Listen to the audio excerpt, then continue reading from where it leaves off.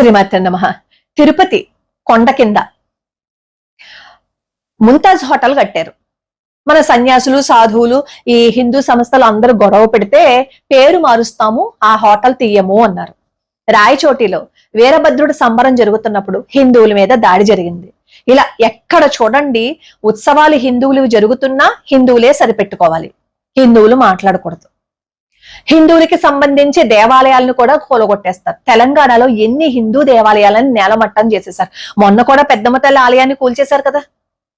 అసలు ఎవరికి అడ్డు లేదు, ఎవరికి అసలు ఏ సంబంధం లేకుండా పక్కగా ఉంటారు అమ్మవారు. అలాంటి అమ్మవారి ఆలయాన్ని కూల్చేశారు. ఎవరు కూల్చారు, ఎందుకు కూల్చారు అనేది ఈ రోజు వరకు తెలియదు. అసలు అమ్మవారు మూర్తిని ఎత్తుకుని వెళ్ళిపోయారు, అమ్మవారి మూర్తి ఎక్కడుందో కూడా తెలియదు.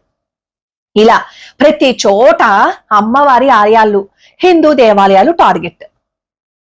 సరే, ఇప్పుడు ఎలాగో టార్గెట్ చేస్తున్నారు, హిందూ దేవాలయాల్ని కూల్చేస్తున్నారు, మనం ఏదో అరుస్తున్నాం. కాసేపు ఈ ఆవేశం చల్లారిపోయిన తర్వాత మళ్ళీ యథా రాజా తథా ప్రజ.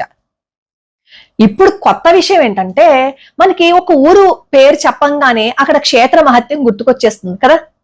అన్నవరం అనగానే సత్యనారాయణ స్వామి వారు, అన్నవరం సత్యనారాయణ స్వామి వారు అంటారు, ఊరి పేరుతో మనం కలుగుతాం.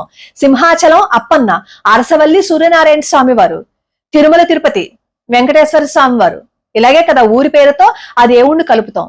అలాగే విజయవాడ కనకదుర్గమ్మ అంటాం. ఇప్పుడు ఆ విజయవాడ కనకదుర్గమ్మ ఆలయం ఎక్కడైతే ఉందో అక్కడ హజ్ ఎంబార్కేషన్ పాయింట్ గా చేస్తున్నారు. అంటే ఇప్పుడు రాబోయే రోజుల్లో విజయవాడ అనగానే కనకదుర్గమ్మ అమ్మవారి ఆలయంగా గుర్తింపు ఉండదేమో, హజ్ ఎంబార్కేషన్ పాయింట్ అని గుర్తుకొచ్చేస్తుందేమో. ఎందుకంటే ఇప్పుడు అక్కడ తీసుకొచ్చి దాన్ని పెడుతున్నారు కాబట్టి. విజయవాడలో సంవత్సరానికి 4 నవరాత్రుల్లో 4 సార్లు బ్రహ్మోత్సవాలు జరుగుతాయి. అలాగే కృష్ణా పుష్కరాలు జరుగుతాయి 12 సంవత్సరాలకు ఒకసారి. కృష్ణా పుష్కరాల్లో ఎంతో మంది ఎక్కడెక్కడి నుంచో యాత్రికులు వచ్చి స్నానం చేస్తూ ఉంటారు. అడుగు అడుగున హిందువులతో అనుబంధాన్ని పెంచుకున్నది విజయవాడ. అలాంటి విజయవాడలో హజ్ ఎంబార్కేషన్ పాయింట్ పెడితే రేపన్న రోజు ఏదైనా గొడవలు జరిగితే ఎవరు రెస్పాన్సిబిలిటీ? అయినా హిందువులకి ఎంతో దగ్గరగా ఉన్న ఆ కనకదుర్గమ్మ ఆలయ పరిసర ప్రాంతాలు, అక్కడ ఆ కనకదుర్గమ్మ అమ్మవారు ఎక్కడైతే వెలిసారో అక్కడే ఎందుకు హజ్ ఎంబార్కేషన్ పాయింట్ ని ఎంచుకున్నారు? ఈ విజయవాడకి దగ్గరగా గన్నవరం ఉంది, ఈ గన్నవరం ఎయిర్పోర్ట్ దగ్గరే కదా. అలాగే విజయవాడకి దగ్గరగా గుంటూరు ఉంది, ఆ గుంటూరు నుంచి కూడా వెళ్ళొచ్చు కదా. మహా అయితే ఒక అరగంట అలా ఆలస్యం అవుతుంది, అంతే కదా. అలాంటప్పుడు చుట్టుపక్కల ఎన్నో ఊర్లు ఉండగా విజయవాడని మాత్రమే కేంద్రంగా ఎంచుకున్నారు. ప్రభుత్వం ఈ మైనారిటీల యొక్క మనోభావాలకి మాత్రమే కాదు, హిందువుల మనోభావాలకి కూడా కాస్త విలువివ్వండి.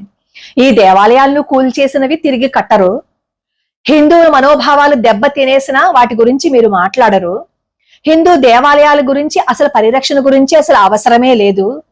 ఏంటి హిందువుల పరిస్థితి?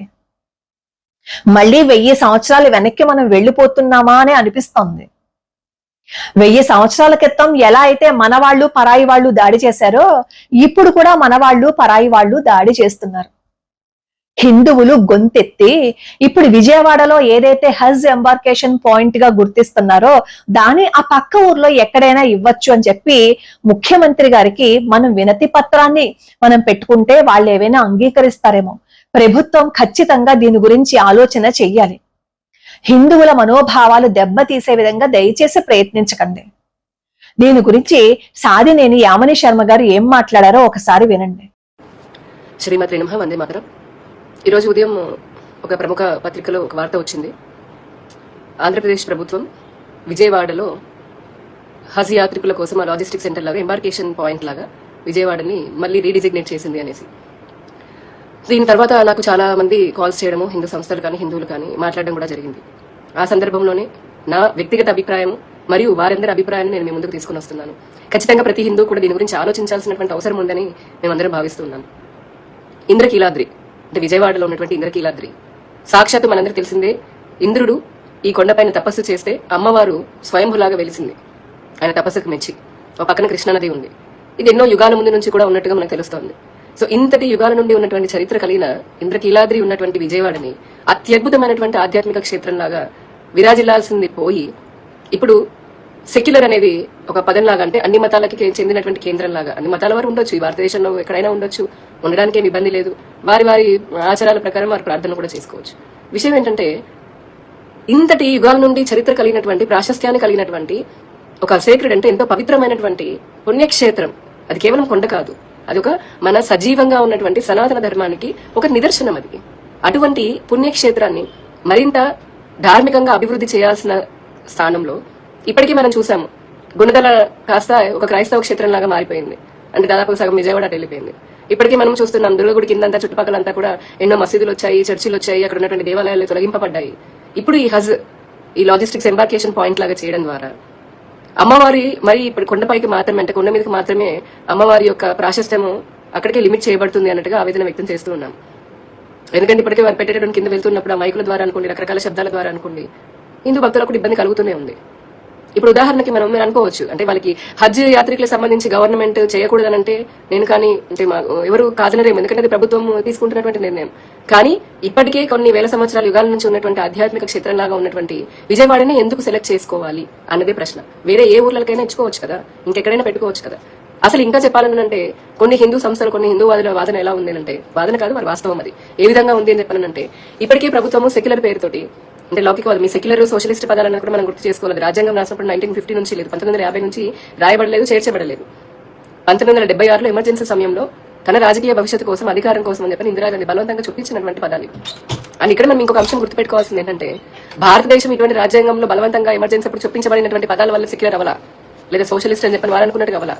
సనాతన ధర్మంలో యుగాల నుంచి కూడా మనకి సంస్కారంతో పాటు ఏం నేర్పిస్తున్నారు, మన ధర్మాన్ని ఆచరించడంతో పాటు ఇతర ధర్మాలను, ఇతర మతాలని గౌరవించాలి అని చెప్పని, గౌరవించాలని చెప్పినందువల్ల వేల సంవత్సరాల ఆలయాలను ధ్వంసం చేసినప్పటికీ కూడా, ఆ తర్వాత 100 సంవత్సరాల పరాయి పాలన మనం ఎదుర్కొన్నప్పటికీ కూడా, ఆ తర్వాత మత ప్రాతిపదికన ఈ దేశాన్ని విభజించబడిన తర్వాత కూడా, మనకి స్వాతంత్రం వచ్చిన ఇన్నేళ్లకు కూడా మనం అందరినీ గౌరవిస్తూనే ఉన్నాం. ఇది కేవలం రాజ్యాంగం చెప్తుంది అని కాదు, మన ధర్మం చెప్పింది అది.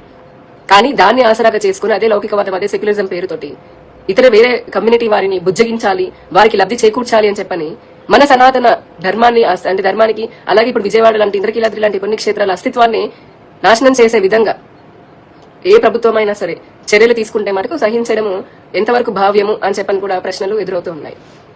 ఇప్పటికే మనకు తెలుసు, చాలా మంది అసలు విహెచ్పి లాంటి సంస్థలు, ఎన్నో హిందూ సంస్థలు పోరాటం చేస్తున్నాయి.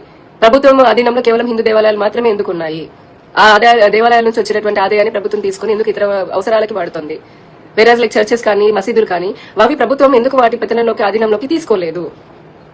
హిందూ దేవాలయాలను తమ ఆధీనంలో తీసుకుని ఆ దాని నుంచి ఆదాయం తీసుకుంటున్నటువంటి ప్రభుత్వాలు ఏ రోజు కూడా ఏ ఒక్క హిందూని కూడా అమర్నాథ్ యాత్రకు, లేదంటే ఇంకో మానసరోవర్ యాత్రకు, ఇటువంటి వాటికి ఇప్పుడు ప్రభుత్వ ఖర్చుతో స్పాన్సర్ చేయడం లేదు.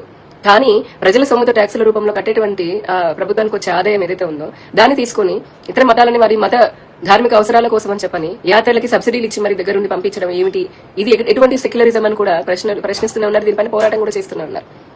ఇక్కడ ఓవరాల్ గా ఏంటంటే ప్రభుత్వం, మనం ఇంకొక విషయం, అమరావతి రాజధాని తీసుకుంటే కనుక అక్కడ సరే జియోగ్రఫికల్ గా రాష్ట్రంలోని నలుమూలల నుంచి వచ్చే వారందరికీ కూడా మధ్యలో ఉంటుంది, అనువుగా ఉంటుంది అని ఒక కారణంతో పాటు ఒకప్పుడు రాజులు పరిపాలన చేసినటువంటిది, అలాగే ఆ బుద్ధ కాలం నాటి యొక్క జ్ఞాపకాలు ఏవైతే ఉన్నాయో వాటిని పదిలంగా ఉంచుకొని ఆ ప్రభావాన్ని, బుద్ధుల యొక్క ప్రభావాన్ని, రాజధాని ప్రభావాన్ని ముందు తరాల వరకు తీసుకొని వెళ్ళాలని కదా అమరావతిని రాజధాని లాగా చేసుకుంది కదా.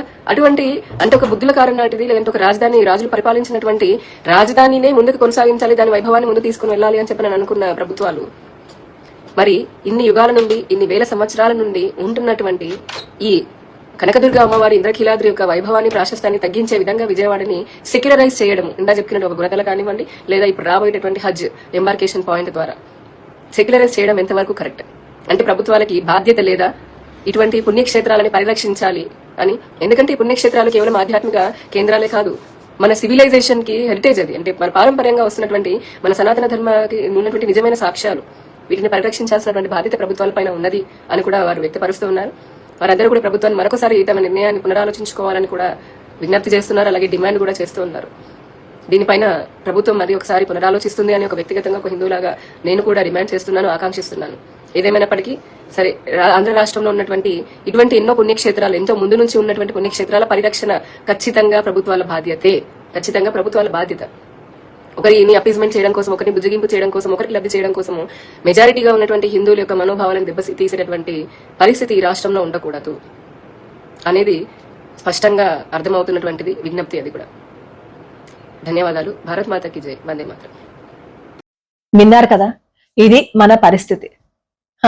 ఇప్పుడు గొంతెత్తి అరుస్తున్న వాళ్ళందరూ ఎక్కడికి వెళ్ళిపోతారో, ఇప్పుడు ఈ హజ్ పాయింట్ గా గుర్తిస్తున్నారు విజయవాడని. ఏం మాట్లాడతారో చూద్దాం. చివరికి ఏం జరుగుతుందో కూడా చూద్దాం. ఏమీ జరగదు. ఆ విజయవాడలో హజ్ ఎంబార్కేషన్ పాయింట్ ని పెడతారు. చివరికి విజయవాడ కనకదుర్గమ్మ కాస్త విజయవాడ హజ్ ఎంబార్కేషన్ పాయింట్ గా మాత్రమే గుర్తింపు చరిత్రలో తెచ్చుకుంటుందేమో చూద్దాం.